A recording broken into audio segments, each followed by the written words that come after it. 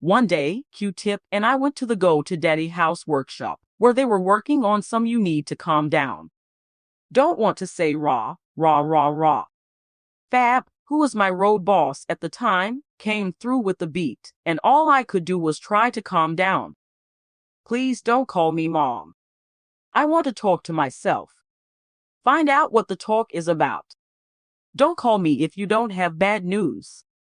Busta Rhymes used to be Diddy's pupil, but now he has come out and said some shocking things about the person who influenced his style. Diddy is said to have told Busta that he should change his way, but Busta didn't like that idea. You already know that Diddy is not a man who likes to listen. No. The love I felt was probably the love he thought he had to show people to get the love he wanted in return. He already understood. Busta's talk about how much power Diddy has over people doesn't come as a surprise at all, since Diddy is always putting himself in charge. He would get into problems just to show someone how much he cared about them. He also talked about why Diddy was sometimes so mean. He felt like he had to go out of his way to show them that he would ride for his family, his team, or whoever he was moving with. This person said that Diddy was making a risky move. I can't understand why people still like him. And this person said something interesting about the death of Biggie Smalls in Los Angeles. Big's car didn't make the light, but Diddy's did. Before Big's mom could get to LA to get his body, Diddy left. You guys like this who don't have any honor because you don't have any honor yourself. This person must be able to see the future or something, because they noticed something strange about Kim Porter's death months before she died. Also, I need to tell Cassie that she is sleeping with someone who is trying to hurt her. Diddy won't let her make it as an artist. Imagine that someone has so many ties in the music business and you don't even have one hit post. Ryan Leslie. Satan is a lie. Those who don't know who Busta Rhymes is should know that he is a powerful artist who is pretty well known in his field. He is known for captivating audiences with his complex rhymes and lightning-fast delivery. As we've already said, he uses a method and style that were highly influenced by Diddy. Busta Rhymes first came to attention as a key part of the hip-hop group leaders of the New School. With records like A Future Without a Past in 1991 and Time in 1993.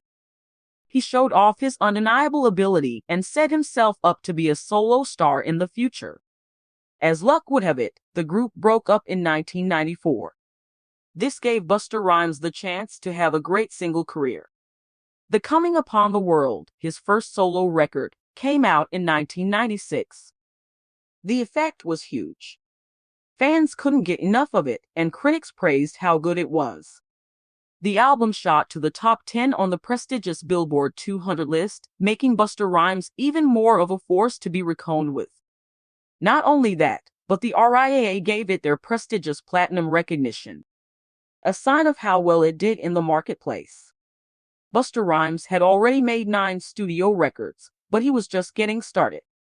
He kept pushing the limits, and each new release always wowed reviewers and thrilled fans. Busta Rhymes worked with some of the best musicians in the world, like Mariah Carey, Janet Jackson, and the unstoppable P. Diddy.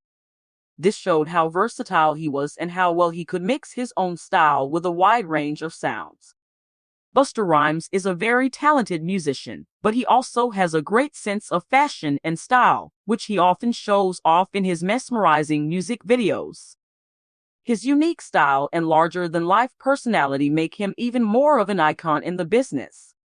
But in 2015, a shocking event shook the music world. He was arrested and charged with attack, which was a big surprise. The fight happened at Steel Gym, which is in the busy Chelsea neighborhood. It is said to have been over a protein drink. Detective Annette Makowski said that Busta Rhymes and a gym worker had been getting more and more angry with each other. It all started with a playful sharing of water between the two people. But what started out as light talk quickly turned into a heated fight. Busta Rhymes is said to have pushed the situation over the edge when he threw a cardboard container filled with a strawberry-flavored energy drink at an employee and hit him in the head with it. The effects of the event were felt quickly. Busta Rhymes' lawyer, Scott Lehman, didn't wait long to defend his client. Lehman said very strongly that the attack charges were just a chance to make money off of Busta Rhymes' fame. He said in a bold way, "These accusations are nonsense, and I'm sure he'll be cleared." Busta Rhymes was set to go to court on November 6th to start the legal fight. In the middle of all the chaos, Busta Rhymes took to social media to show how strong he was. In an Instagram post he shared early the next morning, he thanked the people who had helped him through the experience.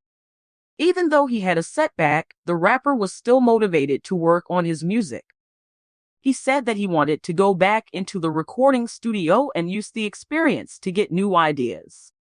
Busta Rhymes said, "Thanks to everyone who helped speed up this evening for me. I'm good. And we're back to work." It looks like Busta was a little on edge during this fight.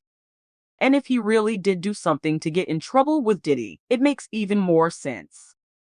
Why does he seem so upset? After all, Diddy is known for cutting people out of his life who he doesn't like.